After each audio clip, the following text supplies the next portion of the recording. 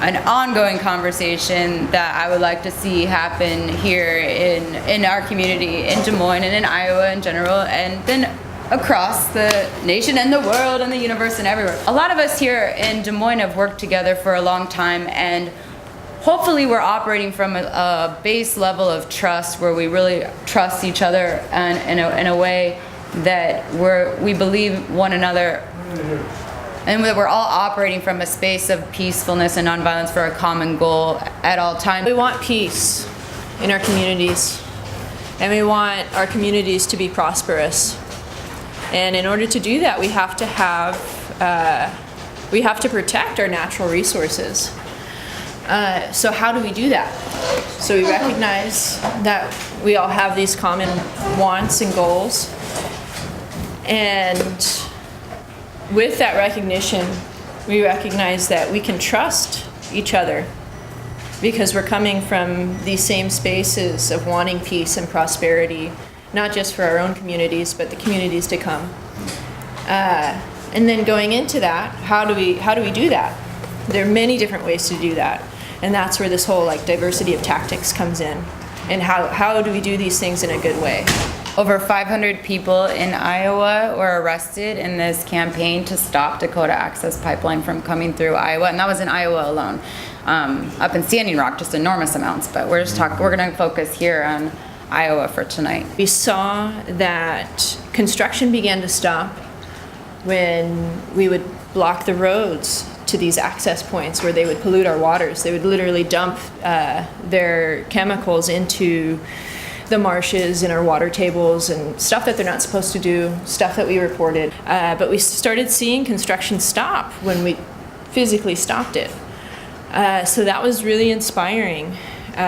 Construction continued to stop for a few hours, up to, I think the most actually in the entire Dakota Access Pipeline was 17 hours that a pipe was obstructed. 3 people crawled into this pipe up in Boone County, and that was the record, and it was amazing.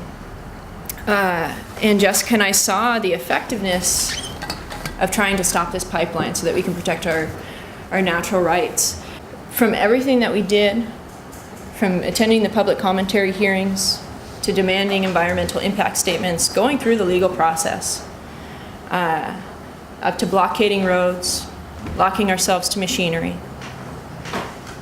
We went that another step. We did it in a safe way. They had already clear-cutted everything. There were no one was on site except us. And those fires were contained because there were no other flammable materials besides the metal structures, which we burned. We were able to slow down construction for at least 3 months. We read their financial reports. They were supposed to be done.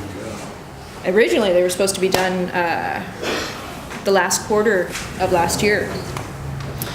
And through Jessica and I's actions, we were able to delay it for another 3 months. Our goal was to stop the pipeline.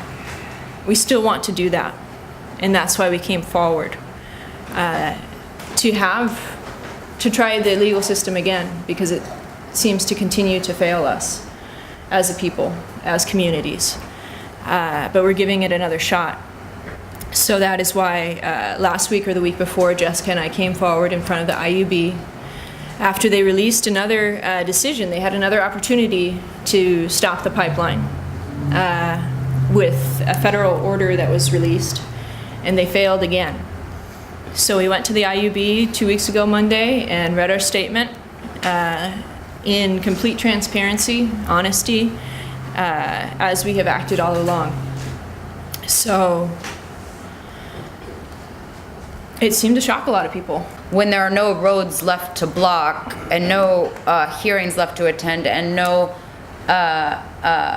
permit, no permit revocations like in the foreseeable future, what is it that we do to take peaceful action in a scenario that seems otherwise hopeless? And I think that's a great opportunity coming up. If I have to look at it that way, I would have to say it's a great opportunity coming up to set precedent here in Iowa, which allows and empowers activists to take action when their government systems and government bodies are failing them. And so that's one of our goals in this trial, is to say, hey, when there's nowhere else to go, when there are no roads left to block, I'm going to keep going back to that, when there are no roads left to block and no construction sites left to shut down, and you have empty, exposed valves, and that's all really that you can target as in a direct action campaign. That's all you have left to target. What do you do in this scenario? DAPL still, oil still continues to flow through that pipeline. It's still an injustice. It still needs to be stopped. And there are hundreds of thousands of people who agree with me. So, I mean, I know that. I saw it in the movement. I saw it up and down the line. I saw it at Standing Rock. I saw it here.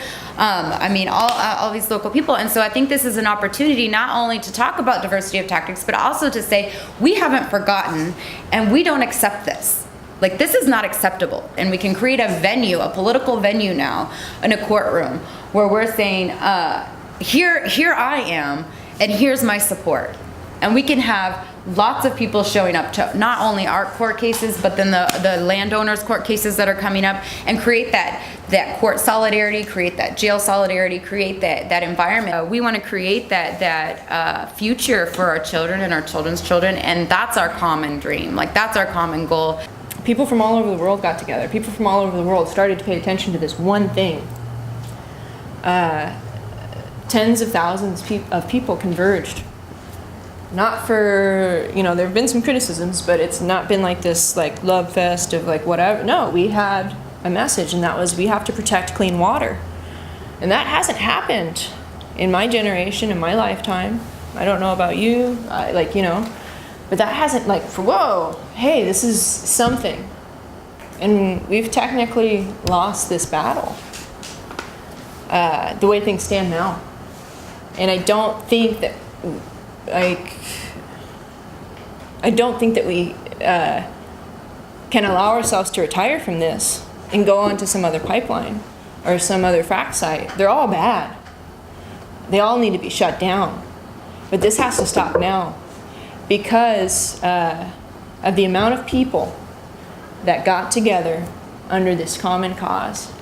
And then now we're all fractured, going after this pipeline or that pipeline, or maybe we're just going back to our jobs. I don't know.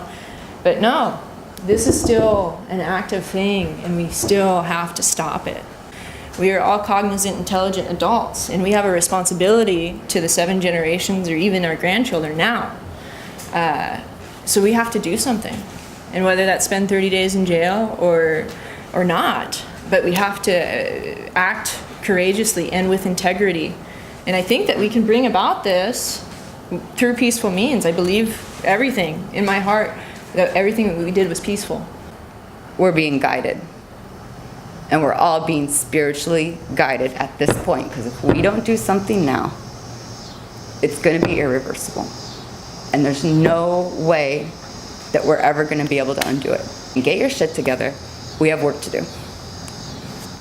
So. Thank you.